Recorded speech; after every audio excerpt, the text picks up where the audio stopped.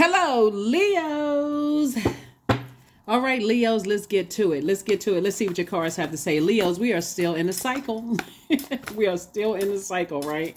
This cycle ends on the 10th of January. So we begin a whole new cycle on the 11th of January. 111, right? 11111. All right, so let's get into it. Let's see what your cards have to say, Leos. Let's get it. Let's see what your cards have to say. The moon is currently in Libra and it'll be moving into Scorpio. So I'll give you the question for the moon in Scorpio for those of you who like the questions. All right, let's go. First card out of the deck is Nine of Coins. That's right. Somebody's leaving behind, wasting any time. Anything that causes you to waste time. That's right. So this is where you looking at financial independence is moving forward. Somebody's saying, I need to be financially independent. So I'm leaving some things behind. I'm leaving the burnout behind, the reaction behind, just being reactive, learning how to be in receiving mode. I want to receive more wealth, more career success, more prosperity, more patience, more vitality, more tenacity. I want to receive more loyalty in my life, right? So I need to move on from some things that have been taking up space in my universe, whatever it is, right? Here we have High Priestess. Somebody is definitely highly spiritually gifted. Highly spiritually gifted. Here we also have the Queen of Wands. And guess what? You don't have any competition. That's right. Here we have the Hanged Woman right here. So source is saying hang in there with yourselves. I'm talking to men and women. Usually the card says hang one, right? Sit on your throne. And again, this is a person who is carefully vetting your thoughts. On your throne, you're carefully vetting your thoughts. You have the Queen of Wands and also the Queen of Swords. So this is a person who is down to earth and quite relatable, but also a person who has a lot of ideas about a lot of things. And so if it's negative ideas, I need to toss it into. If I have negative ideas about people, places, and things that causes me to be reactive, I need to toss that into a burning bowl. Because if it doesn't involve adjusting someone's crown, see this crown chakra? At the crown chakra, right? At the crown chakra, this is the I know, right? I know. Right? Crown chakra is unity, wisdom, awareness, intelligence, understanding, miracles, bliss. I know we can align. I know that person's star and my star shining bright. We're going to light up this sky and we're going to help change people's lives. That's not my competition. Right? So source is saying hang in there with yourself. Somebody is possibly learning how to be in receiving mode of the messages that's coming through to you, right? Don't forget to journal.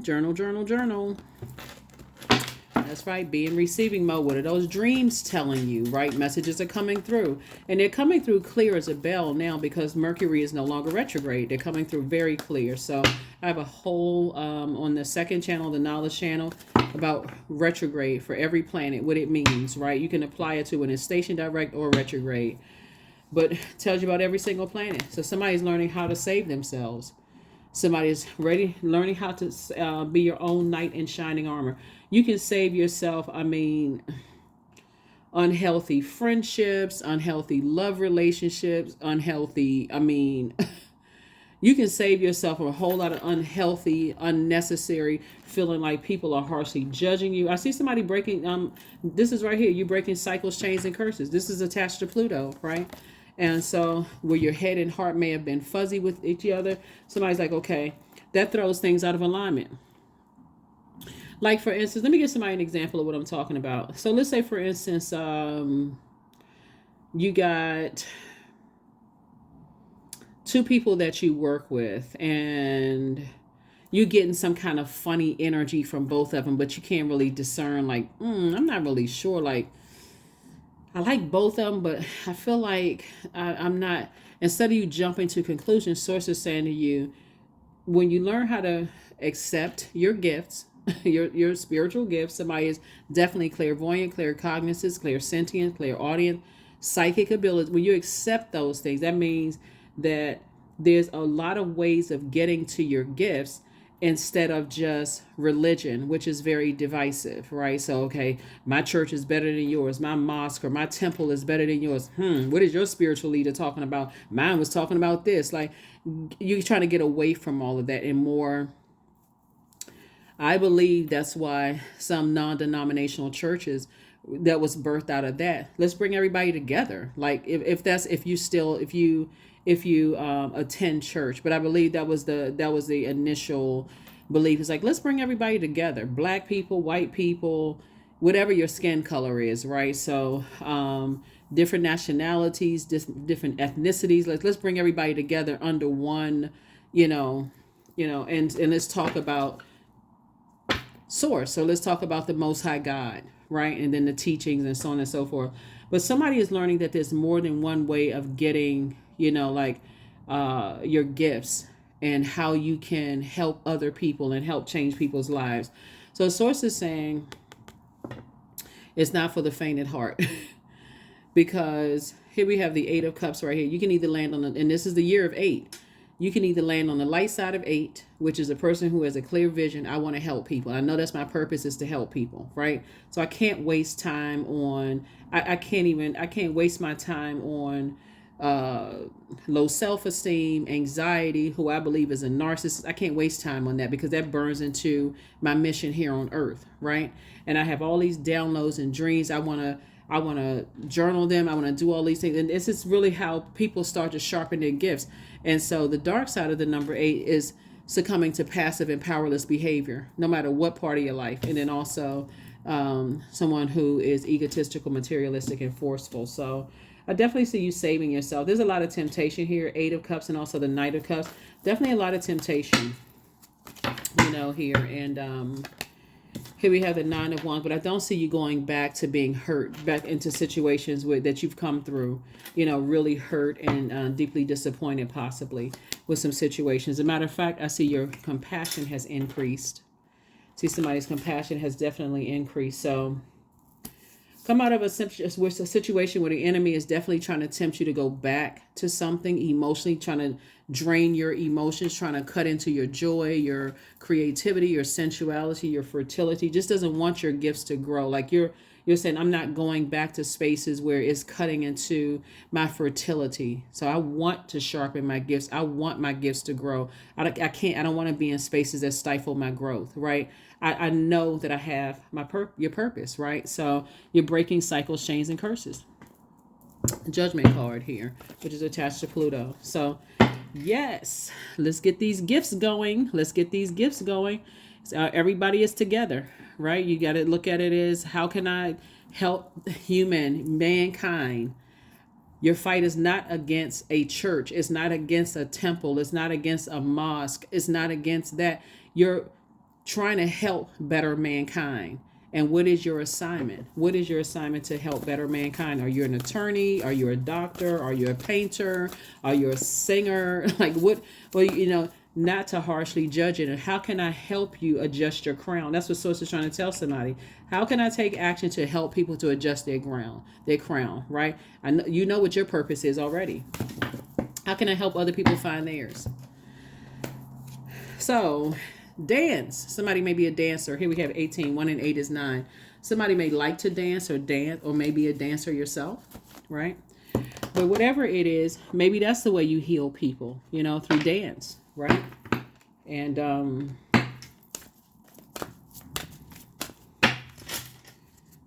maybe while you're dancing, just the way that you're dancing, you're actually all kind of messages, just the vibration of sound.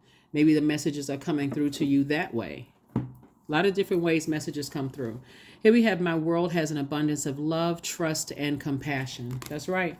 So when you're talking about increase, and this is being the year of wealth, that's what you want to increase. Love, trust, and compassion, along with career success and prosperity and whatever else you want to increase, right? So yeah. Here are the questions for the moon in Scorpio. You already have the questions for the moon in Libra.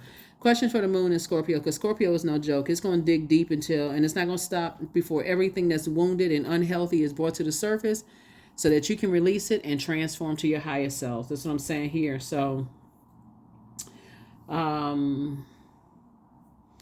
definitely feel like somebody may have been judged, harshly, possibly by the world. Maybe if you are a dancer, maybe you've been judged harshly by the world. And this could have been just like I said, long and arduous journey But source is saying, and that could have caused you maybe to judge other people, like how they read into the future or whatever the case may be. Whatever it is, source is saying this sun right here is also very cleansing. Get out in that sunlight. You're ruled by the sun. That's sun bathing. Get all of that stale energy off of you. That whatever it is, that cause your joy to dry up, to cause your sexuality, sensuality, to cause those parts of you to joy, the fertility, all of those things to dry up quickly. And so sources that it's time for you to do some sun bathing, some sun cleansing, so that you can restore all of those things. So source can restore all of those things. Let's see. Let's see. Let's see, let's see, let's see. Number 4, I am stable. Yep. With all of this creativity, it can also cause, people to say that you're unstable, right? Especially if fire and water, that boiling hot water. People can assume that you're unstable. They can harshly judge you with all of this creativity. But remember, you don't have any competition. So the way you dance may be differently than the way somebody else dance. Maybe you just haven't found your group of people. The way you sing, whatever your creativity is, the way that you read cards, or the way you predict the future may be different than how other people predict the future. So sources say you are stable. Number 4, you bring stability and rationality to any situation. You are the rock, and your hard work and perseverance make you a dependable friend, partner, and colleague, right? So you're landing on the light side of the number 4, right? So 18, 1 and 8 is 9. Somebody is saying that... source is saying, something may have caused you to not want to dance again, like, kind of took away your joy into some degree. But source is saying to you, your purpose is going to help, like, put some vibrant color back into your life again. And I mean dance figuratively and literally dance, right? So figuratively, it could have been like something took the joy out of my life, and I don't feel like dancing anymore. I feel like it's a cloud over whatever, right? So so that you don't have to go into escapism, but definitely something is you learn how to save yourself. Let me see. First question is, what are the stories of your ancestors, your past lives? The second question is, where do you need to go to heal your connection with your roots? Third is, do you feel truly empowered in your relationships and career? Fourth, is there a deep trauma that you need to look at, heal, and release during this moon? And then last but not least is, who are the people, meaning the therapists, healers, and so on, who could help you to dive deeper? And that is what I have for you, Leos. I will see you all on Sunday. Bye.